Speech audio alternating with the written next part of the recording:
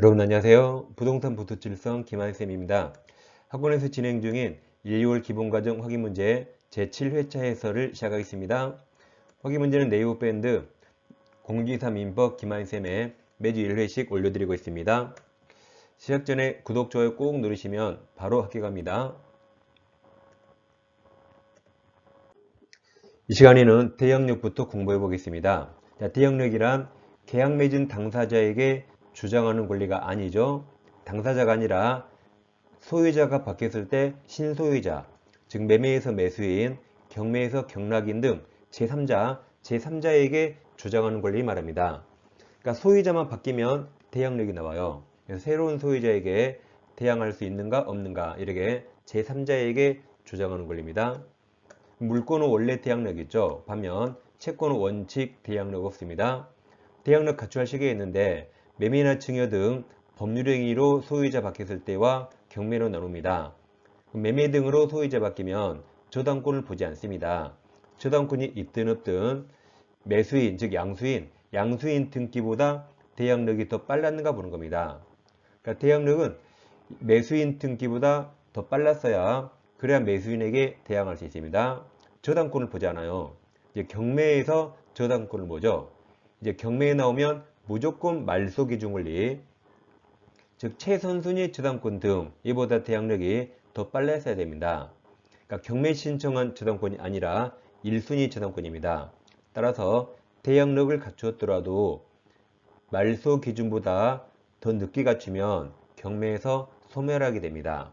말소 기준보다 더 빨리 갖췄어야 대항력이 끝까지 살아남아서 경락인에게도 대항하고 안 쫓겨나는 겁니다. 자세히 살펴보겠습니다. 이 경매는 말소 기준 권리예요.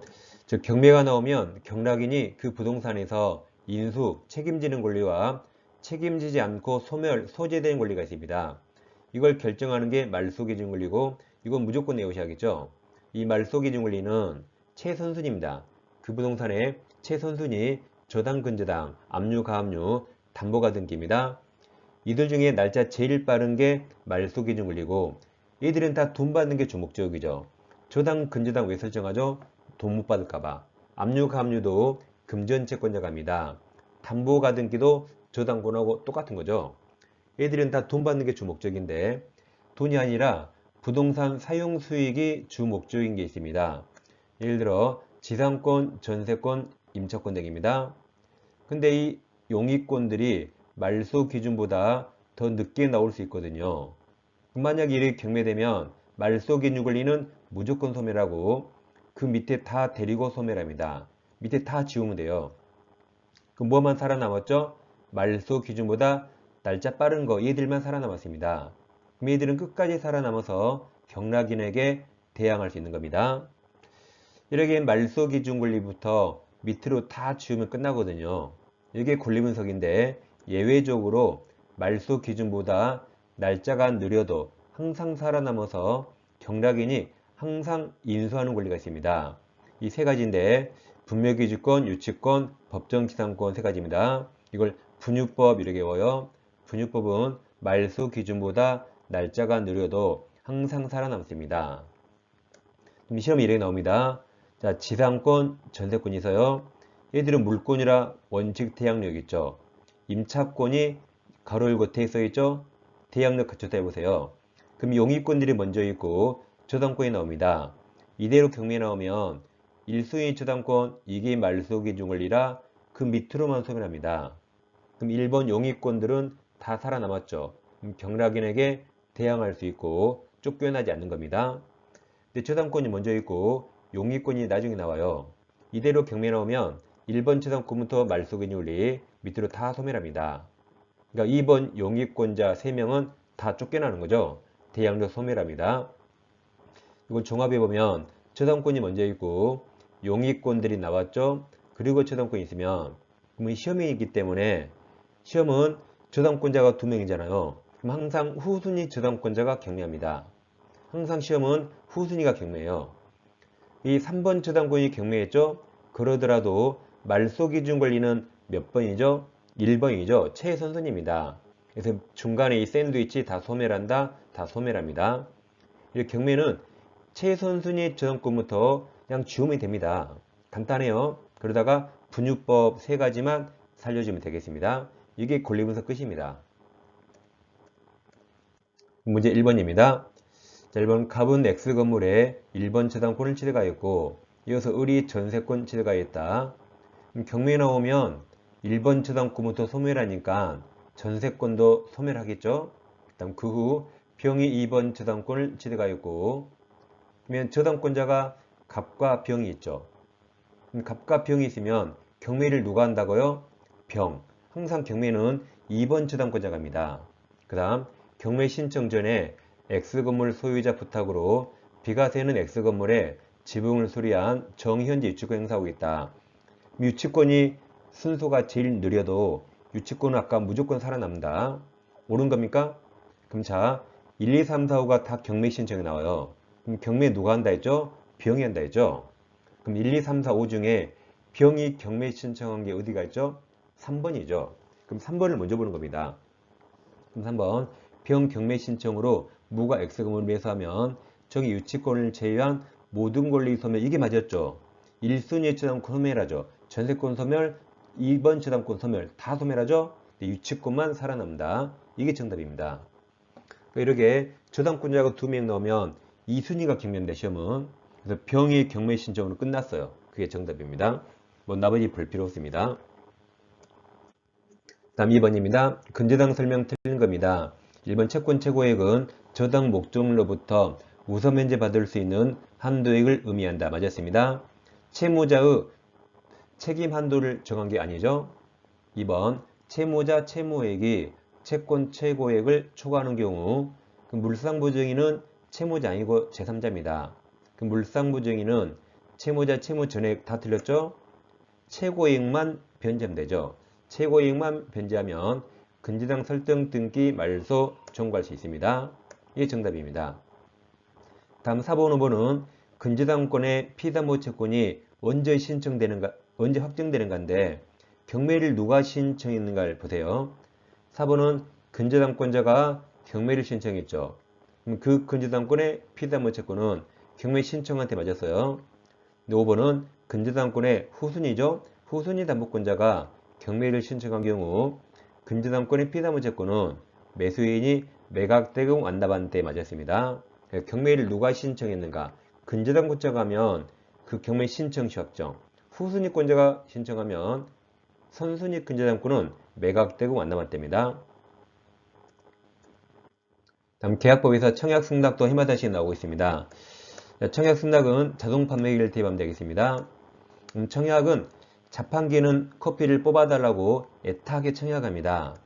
그럼 청약은 의사표시는 확정적이어야 되죠. 자판기에 200원, 300원 써있잖아요. 확정적입니다. 그럼 청약의 의사표시는 반드시 확정적입니까? 네, 맞죠. 반드시 속으면 안됩니다. 자판기에 가격 안 써진 거 본 적 있나요? 반드시 써있죠. 그래서 반드시 확정적 맞습니다. 그럼 청약은 불특정 다수인에게 가능합니까? 네, 가능하죠. 자판기 앞에 누가 지나갈지 모르죠. 가능합니다.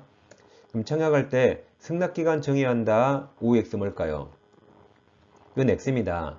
자판기에 언제까지 뽑아달라고 꼭 써놓아야 되는 거 아니죠? 안 써놓을 수 있죠? 다 안 써있습니다. X입니다. 그리고 민법에서 기간 정해야 한다 나오면 무조건 틀렸다 보세요. 앞에 뭐가 나왔든 기간 정해야 한다 무조건 틀립니다. 그 다음 청약은 도달 후에는 이제 처리하지 못하는 거죠. 처리는 도달 전에만 가능합니다. 즉 자판기에 300원 써있길래 300원 집어넣거든요. 근데 자판기가 300원에 못 팔아라고 합니까? 처리할 수 없죠. 300원 내면 바로 커피 나옵니다. 다음 자 승낙도 불특정 다수인에게 가능할까요? 이건 안 되죠. 승낙이란 동전 투입이죠. 그럼 커피가 500원이면 길바닥에 500원 뿌리면 커피 안 나옵니다. 동전 투입권이 내야 돼요. 그 자판기도 2대입니다. 그러면 오른쪽에 동전 넣고 왼쪽 자판기 누르면 커피 나올까요? 누가 봐도 미쳤죠? 오른쪽에 동전 넣으면 오른쪽 걸 눌러야 커피가 나오죠. 따라서 승낙은 그 자판기, 옆 자판기 X, 그 자판기, 그 청약자, 옆 자판기 X, 그러니까 불특정 다수인 X가 됩니다. 항상 자판기를 잘 대입하세요. 다음 갑의 을에게 청약하면서 자, 내 청약에 대해서 회답할 의무가 있을까 문제가 됩니다. 그러니까 상대방이 청약을 받았죠. 그럼 갑의 청약에 대해서 을은 승낙할지 승낙하지 않을지 회답할 의무가 있을까요? 이거 없습니다. 이건 있으면 눈 뜨고 못 다닌 거죠. 즉 터미널 갔더니 자판기 50대가 마셔달라고 청약해요. 그럼 버스 다 보내고 안 마셔라 50번 해야 됩니까? 그냥 개무시하고 지나갑니다. 즉 청약자가 일정 기간 내에 이유가 없으면 승낙한 것으로 간주한다고 통지했습니다. 근데 뭐라 말해도 개무시하면 되죠. 그래서 상대방은 이 말에 구속당하지 않습니다. 개무시하면 돼요. 그럼 계약 성립해야 안 해요? 성립하지 않는다. 그냥 개무시하면 되죠. 성립하지 않습니다. 그래서 자판기를 잘 대입하세요. 자, 3번입니다. 계약 성립 틀린 겁니다. 1번 청약은 그에 대한 승낙만 있으면 계약이 성립하는 구체적 확정적 맞습니다. 3번이 교차 청약이죠. 청약은 다 도달주의죠. 당사자 간에 동일한 내용의 청약이 상호 교차, 청약이 두 개죠. 다 도달주의. 교차된 경우 양 청약이 상대방에게 발송 틀렸죠? 도달주의. 이게 정답입니다. 4번 승낙자가 청약에 대해서 조건을 붙여 승낙한 때 그 청약 거절이 되죠. 동시에 새 청약으로 봅니다. 5번 청약자가 미리 정한 기간 내에 이 일을 하지 아니하면 승낙한 것으로 본다는 뜻을 청약시 표시했더라도 개무시하면 되죠. 개무시. 이는 특별한 사정이 없는 한 상대방을 구속하지 않습니다. 따라서 계약도 성립하지 않는다 그랬죠. 4번 민법상 계약 성립 틀린 겁니다. 1번 청약은 불특정 다수인 상대할 수 있어요. 3번이 격승발. 격제하간 계약은 다른 의사표시가 없으면 승낙통지 발송한 때 맞아요. 격승발. 4번은 111조 민법 총칙에 나온 거죠. 그러니까 민법 총칙에 나오면 주어가 의사표시자입니다. 근데 계약법에 나오면 그걸 청약자로 바꿔요.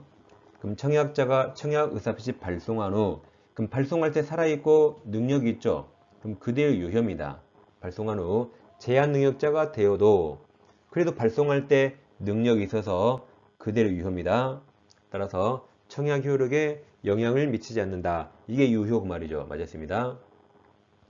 5번 청약자가 청약에 일정 기간 내에 이의를 제기하지 않으면 승낙한 것으로 본다는 뜻을 표시한 경우 개무시하면 되죠.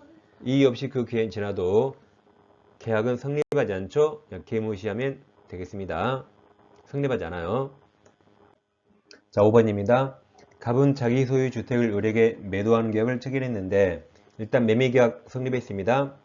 그 주택의 점유와 등기가 매수인 을에게 이전되기 전에 멸실되었다. 이게 불능인데 매매계약 체결한 이후에 멸실돼서 후발주 불능입니다.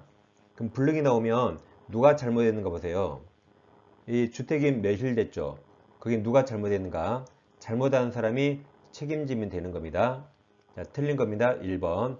2번은 주택이 태풍으로 멸실됐죠. 그럼 잘못한 사람 없죠? 그럼 책임질 사람 없어요. 그래서 1번. 주택이 태풍으로 멸실된 경우 갑은 을에게 대금 지급을 청구할 수 있는가 물어봤어요. 그럼 을 잘못 없죠? 그래서 갑은 을에게 대금 지급 청구할 수 없습니다.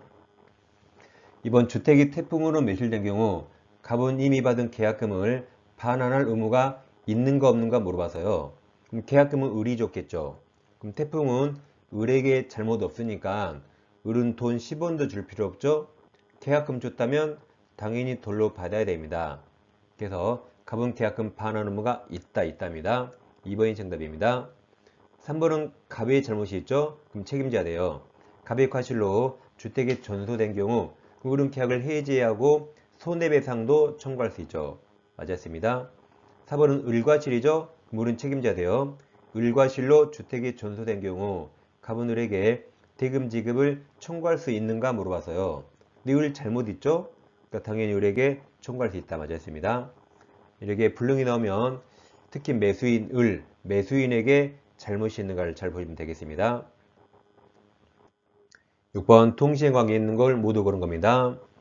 자, 박스가 나오면 밑에 1, 2, 3, 4, 5에 선택지가 개수가 같은가 보세요.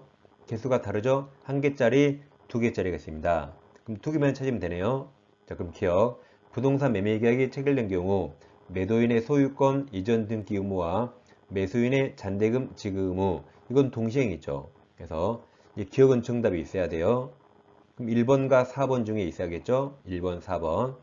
그럼 니은 임대차 종료 시 임대인의 임차 보증금 반환 의무와 임차인의 임차물 반환 의무, 이거 동시행이죠. 이게 답이 4번 나왔습니다. 디귿 매도인의 토지거래 허가 신청 절차의 협력을 의무와, 이게 선이행 의무죠. 매수인의 매매 대금 지급 의무, 이게 후이행으로서 이건 결련성 없습니다. 동시행 아닙니다. 즉 토지거래 허가구역에서 허가를 먼저 받아야 되죠. 허가를 먼저 받고 유효가 되면 그때 돈을 준 겁니다. 따라서 앞에 허가 신청 절차에 협력할 의무, 이게 먼저 할 의무, 그리고 허가 받으면 두 번째 매수인이 매매대금 줄 의무가 후이행으로 동시행 아닙니다. 이어서 제3자를 위한 계약입니다. 갑에게 X가 있는데 우리가 이 X를 3억에 매매계약 체결했습니다. 그런데 갑이 을에게 부탁했죠. 제가 소유권 넘겨드리면 매매대금은 제가 아니라 병에게 주실래요? 라고 갑이 요청하니까 을이 알았다고 승낙했습니다. 그럼 이제 병을 위해서 갑과 을이 계약을 체결한 겁니다. 이때 갑이 먼저 을에게 요청해서 요약자입니다. 을이 병에게 돈 주겠다고 승낙해서 낙약자가 되죠. 그럼 병은 수익자가 됩니다. 그럼 여기서 갑과 을 중에 누가 병에게 돈을 줘야 되죠? 을이 줘야 되죠. 그래서 을이 돈 줄 채무자고, 을이 돈 안 주면 갑이 돈 갖다 달라고 주장할 수 있어서 갑이 채권자가 됩니다. 그리고 병이 제3자가 되는 거죠. 그럼 병을 위한 계약을 갑과 을이 했죠. 그래서 갑과 을의 관계가 기본관계입니다.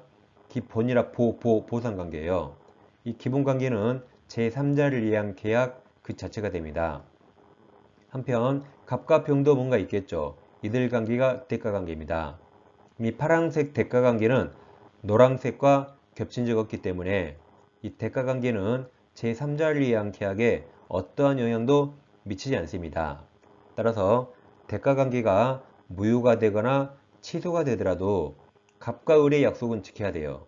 따라서 대가관계가 없어지더라도 갑은 을에게 소유권 넘겨야 됩니다. 그리고 을도 병에게 돈 줘야 됩니다. 따라서 을은 대가관계의 흠결을 이유로 을이 병에게 돈 못 주겠다고 대항할 수 없습니다. 왜냐하면 대가관계를 을이 했나요? 을이 한 거 아니죠. 을이 자기도 한 게 아니니까 그걸 이유로 병에게 대항할 수 없습니다. 반면 을은 기본관계, 즉 제3자를 위한 계약, 여기서 생긴 사유로는 병에게 대항할 수 있습니다. 왜냐면 기본관계는 을이 했잖아요.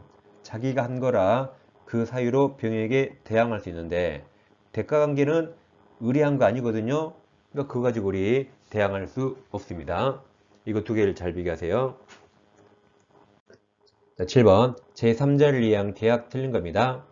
1번 제3자가 하는 수익의사시 상대방은 낙약자 을 채무자 맞았죠? 채무자에게 돈 달라고 이야기했죠? 2번 낙약자는 기본관계.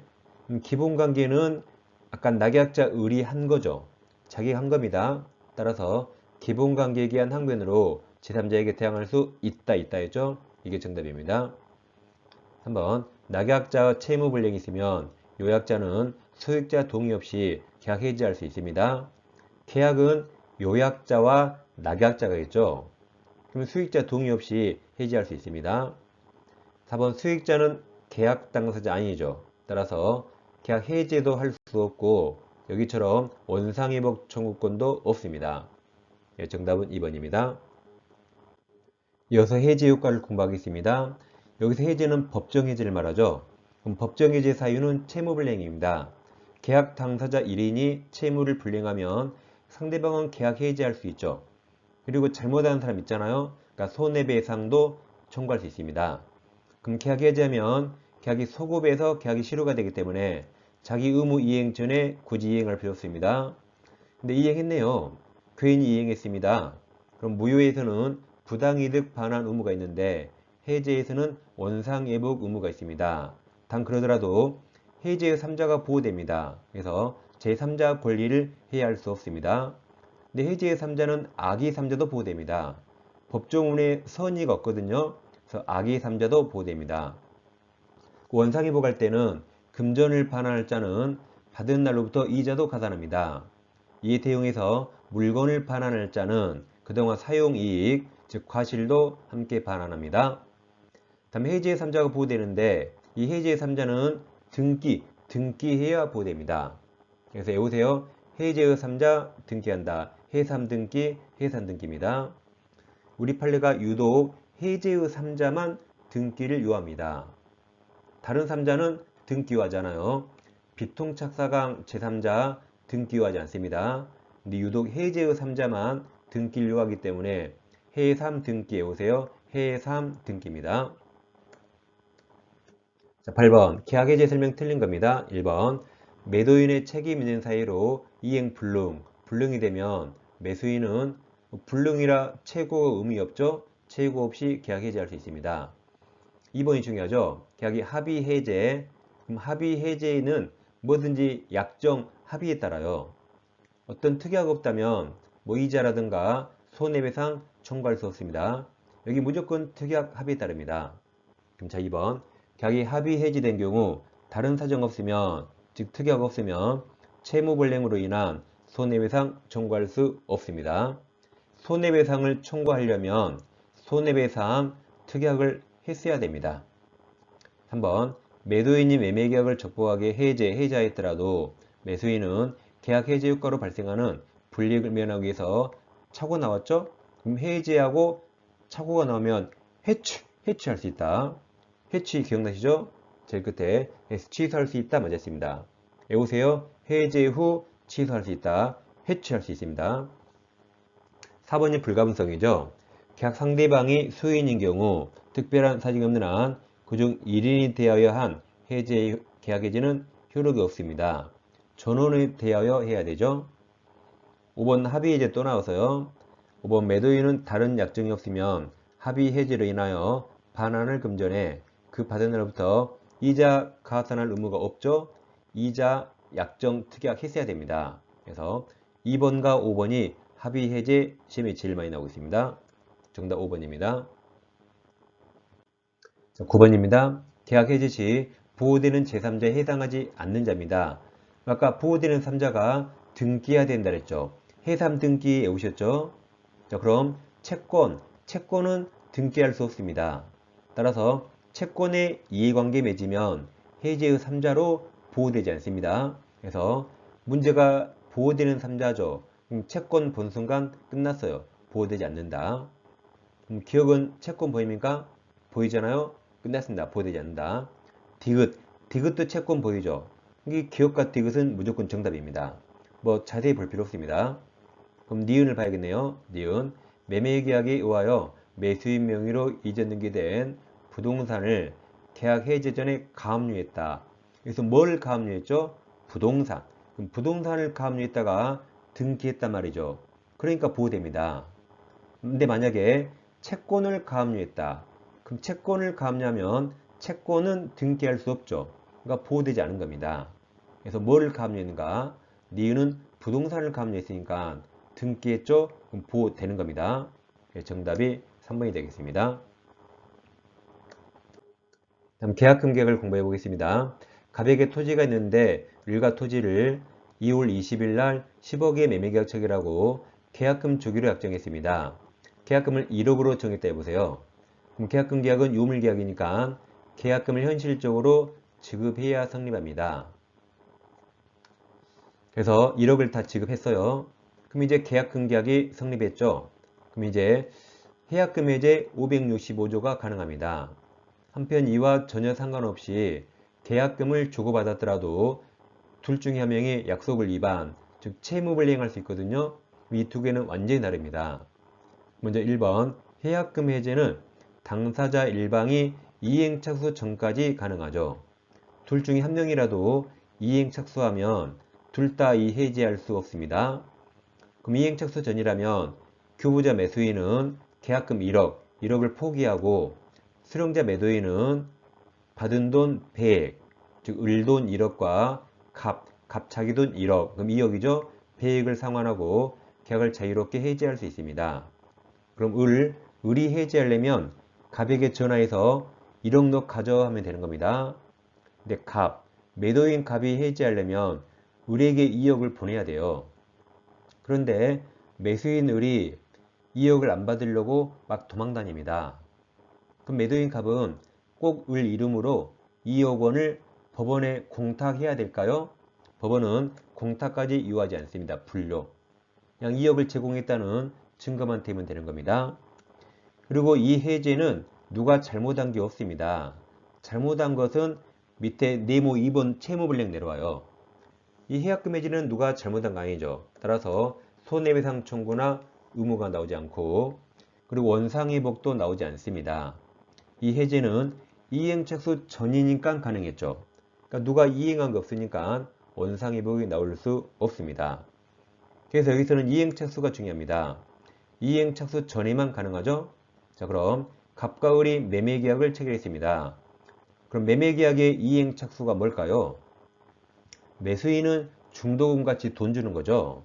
매도인은 등기서류 교부가 이행착수입니다. 그럼 둘 중에 한 명이 상대방에게 소송을 제기했습니다. 소송 제기하면 이행착수일까요? 찍으면 안 되고, 을이 돈 준 거 아니죠? 갑은 등기서류 넘긴 거 아니죠? 그러니까 이행착수가 아닙니다. 그래서 해약금 해지할 수 있다. 한편 소송 제기해서 승소 판결 받아서요. 그럼 이행착수 했습니까? 안 했습니다. 돈 준 적 없어요. 그래서 해약금 해지할 수 있다. 자, 이번에는 저 토지가 토지거래 허가구역이라 토지거래 허가를 받았습니다.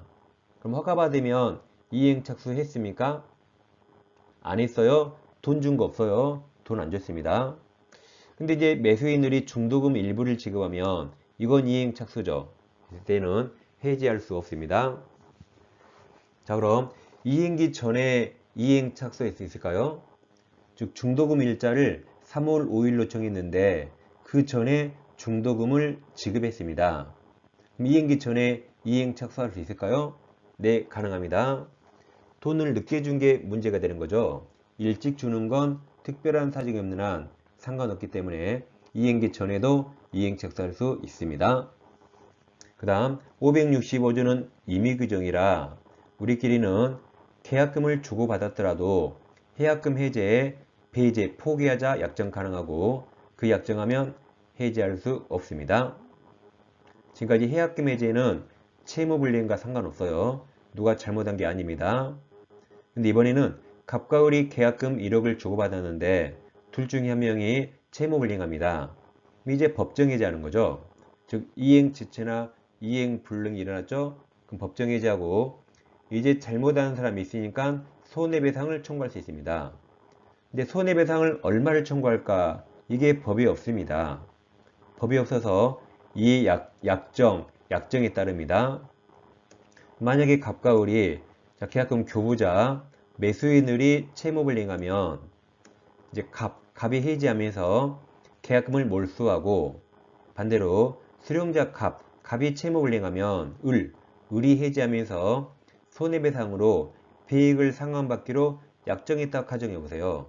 그럼 이 약정을 위약금 약정이라 하죠. 그럼 약속에 따릅니다. 그래서 을이 약속 위반하면 갑은 손해가 없더라도 무조건 1억 먹는 겁니다.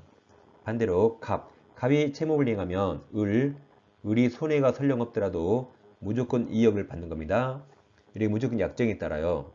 따라서 이렇게 위약금 약정하면 계약금은 손해배상액의 예정으로 추정합니다.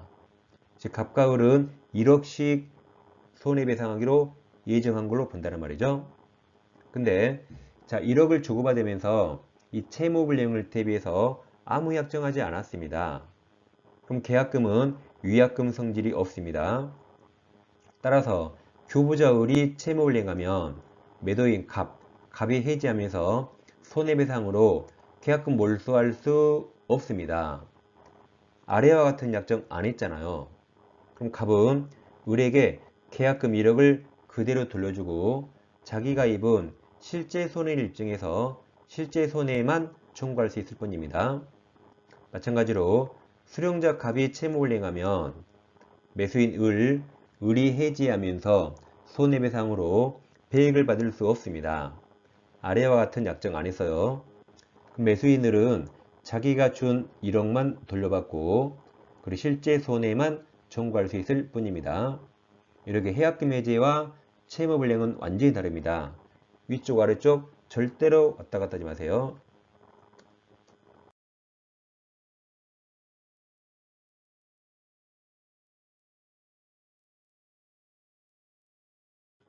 그럼 10번 문제입니다. 갑은 자신의 토지를 을에게 매도하는 계약을 체결하고 을로부터 계약금을 수령하였다. 틀린 겁니다. 1번 을이 지급한 계약금은 해약금이 565조에 있으니까 해약금으로 추정됩니다. 2번 갑과 을이 계약금을 위약금으로 약정할 수 있죠. 약정한 경우 손해배상액의 예정으로 추정한다 그랬죠. 3번 을이 중도금 지급 기일 전, 여기는 중도금 지급 기일 전, 이걸 네 글자로 뭐라 할까요? 중도금 지급 기일 전, 이걸 네 글자로 이행기 전 그 말이죠. 이행기 전. 그럼 이행기 전에 이행에 착수할 수 있다 그랬어요. 그래서 그 뒤에 중도금을 지급한 경우 이행 착수했습니다. 그래서 갑은 계약금 배액 상환하고 이제 해지할 수 없습니다. 4번 만약 을이 갑에게 약정한 계약금 일부만 지급한 경우 갑은 수령한 금액의 배액을 상환하고 계약 해지할 수 없다 맞았죠? 일부만 지급했을 때 매도인이 해지할 수 있다 하더라도 이때 해약금 기준은 수령한 금액이 아닙니다. 약정 계약금이 기준이 됩니다. 5번 만약 X토지가 토지거래 허가구역 내에 있고 매매계약에 대해서 허가를 받은 경우 허가받은 건 이행 착수입니까? 아니라 그랬죠? 아닙니다. 그래서 갑은 계약금 배액 상환하고 해지할 수 있다죠. 이행 착수 아니라 해약금 해지할 수 있습니다. 이 시간엔 저당권부터 매매계약 계약금까지 공부했습니다. 시험에 잘 나오는 논점을 다 공부했으니까 여러 번 반복하셔서 정확히 숙지하시기 바라겠습니다. 자, 다음 주에 찾아뵙겠습니다. 감사합니다.